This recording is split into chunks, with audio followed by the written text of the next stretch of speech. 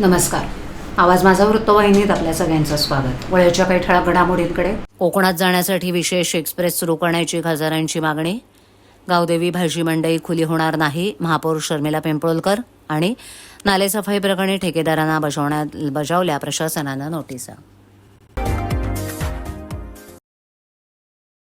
गणेशोत्सवासाठी कोकणात जाणाऱ्या लाखो नोकरदारांची होणारी गैरसोय लक्षात घेऊन ठाण्याचे खासदार नरेश म्हस्के यांनी रेल्वेमंत्री अश्विनी वैष्णव यांच्याकडे ठाणे सावंतवाडी विशेष धर्मवीर आनंद दिघे एक्सप्रेस सुरू करण्याची मागणी केली आहे. यासोबतच अतिरिक्त आरक्षण खिडक्या, सावंतवाडी टर्मिनसचं रखडलेलं काम आणि अनेक लांब पल्ल्याच्या गाड्यांना सावंतवाडी इथे थांबा देण्याची मागणी त्यांनी केली आहे.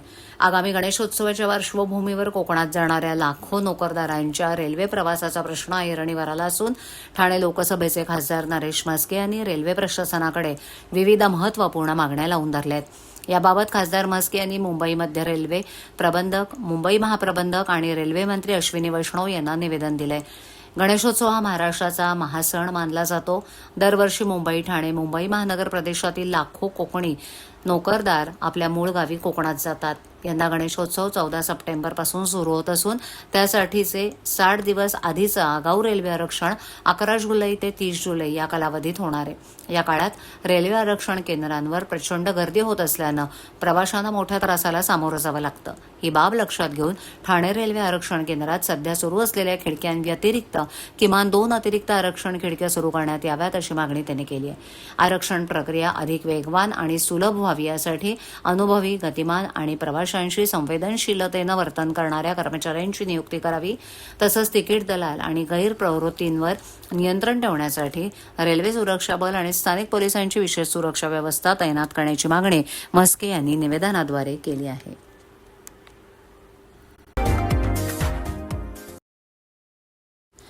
गावदेवी भाजी मंडईतील आगीच्या घटनेनंतर झालेल्या पालिका आयुक्त तसंच सर्वपक्षीय पदाधिकाऱ्यांच्या बैठकीत 1 जूनला भाजी मंडई खुली करण्याचा निर्णय घेण्यात आला होता. मात्र ही भाजी मंडई आता 1 जूनला खुली होणार नसल्याचं सांगत ठाण्याच्या महापौर शर्मिला पिंपळकर यांनी त्यामागचं कारणही स्पष्ट केलंय. गावदेवी भाजी मंडईत गेल्या आठवड्यात आग लागली होती. यात अग्निशमन विभागाचे स्थानक अधिकारी सागर शिंदे आणि पालिकेचे आरक्षक काळू गाडेकर यांचा मृत्यू झाला, तर 2 जण जखमी झाले होते. या घटनेनंतर पालिका आयुक्त राव, महापौर शर्मिला पिंपळकर आणि सर्वपक्षीय पदाधिकाऱ्यांची महत्त्वाची बैठक पार पडली. महापौर शर्मिला पिंपळकर यांच्यासह सर्व पदाधिकारी आणि अधिकाऱ्यांनी गावदेवी भाजी मंडईबरोबरच पहिल्या मजल्यावर असलेल्या नौपडा प्रभाग समिती कार्यालयाचीही पाहणी केली. हे कार्यालय सुस्थितीत करण्याच्या सूचना महापौरांनी यावेळेला दिल्या. सद्यस्थितीत सर्व राडारोडा काढण्याचं आणि स्थापत्य संलग्न कामं सुरू आहेत. पालिकेची संपूर्ण यंत्रणा पूर्ण क्षमतेनं साफसफाईचे आणि इतर संलग्न काम करत असून सर्व गाळे सुस्थितीत करण्यासाठी आणखीन काही दिवस लागणार असल्याचं महापौर पिंपळकर यांनी भाजी विक्रेत्यांशी संवाद साधताना सांगितलं.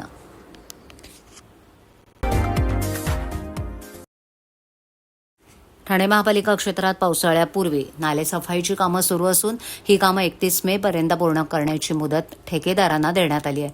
असं असलं तरी वागळे इस्टेट, वर्तकनगर, लोकमान्य नगर वगळता मुंब्रा, कळवा, दिवा आणि माजिवडा भागात संथ गतीनं नालेसफाईची कामं सुरू असल्याची बाब प्रशासनाच्या निदर्शनास आली असून या प्रकरणी पालिका प्रशासनानं ठेकेदारांना नोटिसा बजावल्यात.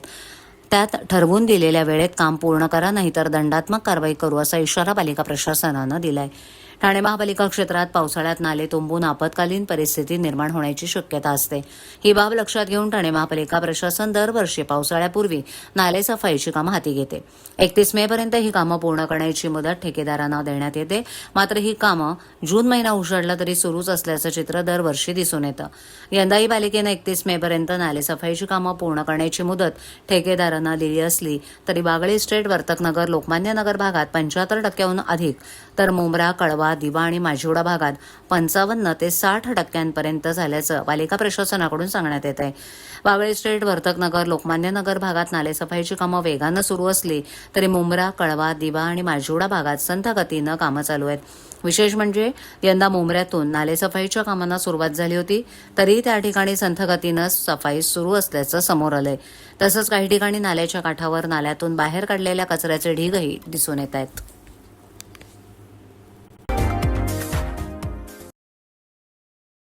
पेट्रोल, डिझेल, गॅस आणि जीवनावश्यक वस्तूंच्या वाढत्या दरांविरोधात ठाणे शहर काँग्रेसनं आक्रमक दोरखंड आंदोलन करत केंद्र सरकार विरोधात जोरदार एल्गार पुकारला. महागाईच्या जोखडात जनता अडकली आहे असा संदेश देत शहरातील 3 पेट्रोल पंपावरून काँग्रेस कार्यकर्त्यांनी वाहनांना दोरखंड बांधून मोर्चा काढला होता. आंदोलनादरम्यान केंद्र सरकार विरोधात जोरदार घोषणाबाजी करण्यात आली. त्यामुळे काही काळ परिसरात राजकीय वातावरण चांगलंच तापलं होतं. या आंदोलनाचं नेतृत्व ठाणे शहर जिल्हा काँग्रेस अध्यक्ष राहुल पिंगळे यांनी केलं.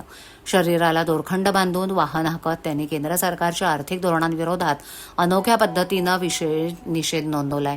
इंधन दरवाढ कमी करा, महागाई रोखा, सामान्यांना दिलासा द्या अशा घोषणांनी परिसर दणाणून गेला. काँग्रेस कार्यकर्त्यांनी हातात फलक घेऊन केंद्र सरकारच्या धोरणांविरुद्ध संताप व्यक्त केला. वाढत्या इंधन दराचा थेट फटका सर्वसामान्य नागरिकांना बसत असल्याचा आरोप आंदोलनकर्त्यांनी केला.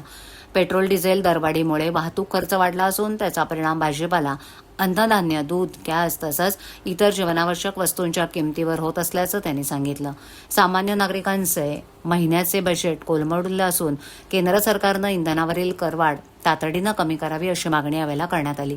या आंदोलनात महिला अध्यक्ष स्मिता वैती, सेवादल अध्यक्ष रवी कोळी, प्रदेश सदस्य निशिकांत कोळी, भालचंद्र महाडिक, महेंद्र म्हात्रे, बाबू यादव, लोकेश घोलप, मीनाक्षी थोरात इत्यादी सर्व स्तरातील पदाधिकारी आणि कार्यकर्ते मोठ्या संख्येनं उपस्थित होते. केंद्र सरकारच्या चुकीच्या आर्थिक धोरणांमुळे देशातील सामान्य माणूस महागाईच्या खाईत ढकलला गेलाय. पेट्रोल डिझेलचे दर वाढवून जनतेची लूट सुरू आहे. बेरोजगारी, महागाई आणि आर्थिक संकटांमुळे जनता त्रस्त असताना सरकार केवळ जाहिरातबाजी करण्यात व्यस्त आहे. जनतेच्या सहनशीलतेचा अंत पाहू नका, अन्यथा काँग्रेस आणखीन तीव्र आंदोलन उभं करेल असं सांगण्यात आलं. महागाई वाढते, शेतकऱ्यांचं देखील मोठ्या प्रमाणात नुकसान डिझेल आणि पेट्रोल वाचून होत आहे. तुम्ही या ठिकाणी गाडी ओढत अनोखं आंदोलन केलेलं आहे, काय सांगा? बघा, या दरवाढीचा जो परिणाम आहे समाजातल्या प्रत्येक घटकावर होतोय. आपण म्हणतो की जीवनावश्यक वस्तूंचे भाव वाढतात, महिलांचं बजेट कोलमडतं, परंतु आता शेतकऱ्यांच्या पंपांना डिझेल सुद्धा त्या ठिकाणी मिळत नाही. या देशाचं भविष्य असलेला जो विद्यार्थी आहे तो शाळेमध्ये जाण्यासाठी त्यांच्या स्कूल बसेसला सुद्धा त्या ठिकाणी डिझेल मिळत नाहीये. त्यामुळे अशा प्रकारचे निर्णय घेण्यात आले की आठवड्यातल्या 3 दिवस ते चालवलं पाहिजे. त्यामुळे प्रत्येक घटक हा या ठिकाणी भरडला जातोय. मनमोहन सिंग यांच्या काळामध्ये देखील पेट्रोलचे दर जे होते ते कमी होते असं मनमोहन सिंगांच्या काळामध्ये सड्या दराने प्रति बॅरल आम्ही त्या ठिकाणी घेत होतो, परंतु त्याच्यावरती सबसिडी देऊन ही भारतातली जनता यांना कमी दराने देत होतो. किंबहुना त्याच्यापेक्षा सुद्धा कमी दर या ठिकाणी आहे, तरी सुद्धा हे सरकार चढ्या दराने देत आहे. या आधी सुद्धा यांनी चढ्या दराने विकलेलं आहे आणि चढ्या दराने विकून करोडो रुपयाचा प्रॉफिट त्या ठिकाणी त्यांनी केलेला आहे. परंतु हरदीप सिंग पुरी येऊन त्या ठिकाणी सांगतात की 1000 कोटी रुपयाचं आम्हाला त्या ठिकाणी नुकसान होत आहे, परंतु अतिशय फसवी अशी त्यांची घोषणा आहे. ते 12 तारखेला सांगतात आणि 14 तारखेला HPCL त्या ठिकाणी डिव्हिडंड जाहीर करते. त्यामुळे कुठल्याही प्रकारची भूमिका त्यांची सर्वसामान्य नागरिकांबद्दल नाही.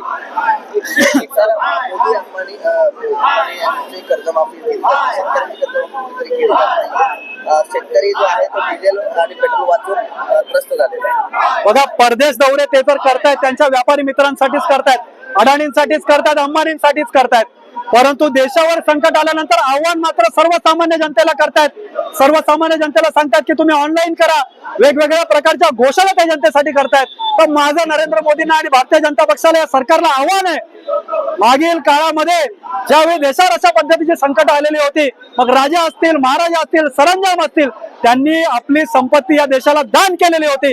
तर नरेंद्र मोदी यांनी अडाणी असतील, अंबानी असतील किंवा मोठमोठे व्यापारी असतील, त्यांना सांगावं की त्यांनी आपली अर्धी संपत्ती या पॅनिक सिच्युएशन मध्ये देशाला दान करावी.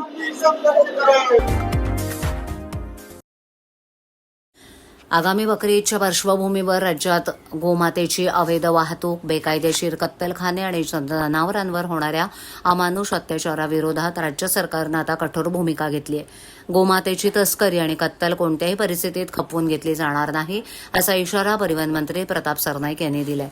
मुख्यमंत्री देवेंद्र फडणवीस यांच्या निर्देशानुसार परिवहन विभागानं संपूर्ण राज्यात विशेष तपासणी मोहीम राबवण्याचे आदेश दिलेत. सर्व प्रादेशिक आणि उपप्रादेशिक परिवहन अधिकारी, सीमा तपासणी नाके आणि सर्व वाहतूक यंत्रणेला 25 ते 28 मे या कालावधीत गोमातेची तस्करी होत असल्याचं निदर्शनास आल्यास त्याविरोधात युद्धपातळीवर कारवाई करण्याच्या सूचना देण्यात आल्यात. उपमुख्यमंत्र्यांच्या प्रयत्नातून राज्यानं देशी गाईला राजमातेचा सन्मान दिलाय. हिंदू समाजात गोमाता हा श्रद्धेचा आणि संस्कृतीचा विषय आहे. अशा पवित्र गोमातेची कत्तल करून तिची अवैध वाहतूक करणाऱ्यांना आता कायद्याचा कठोर धडा शिकवला जाणार आहे. विशिष्ट धर्मातील सणांच्या कालावधीत गोमातेची तस्करी वाढते. गोवंशीय जनावरांना कोंबून उपाशी ठेवून अमानुष पद्धतीनं वाहनांमध्ये भरलं जातं. हा केवळ कायद्याचा भंग नसून हिंदू समाजाच्या श्रद्धांवर घाला असल्याची तीव्र भावना सरनाईक यांनी व्यक्त केली. अशा गोतस्करांविरोधात कठोरात कठोर कारवाई केली जाईल असा इशारा त्यांनी बकरी ईदच्या पार्श्वभूमीवर दिला आहे. राज्याच्या परिवहन आयुक्त कार्यालयानं जारी केलेल्या परिपत्रकानुसार राज्यातील सीमावर्ती भाग, मुंबईसह प्रमुख शहरे आणि संवेदनशील मार्गांवर विशेष नाकाबंदी आणि वाहन तपासणी मोहीम राबवण्यात येत असल्याची माहितीही त्यांनी दिली.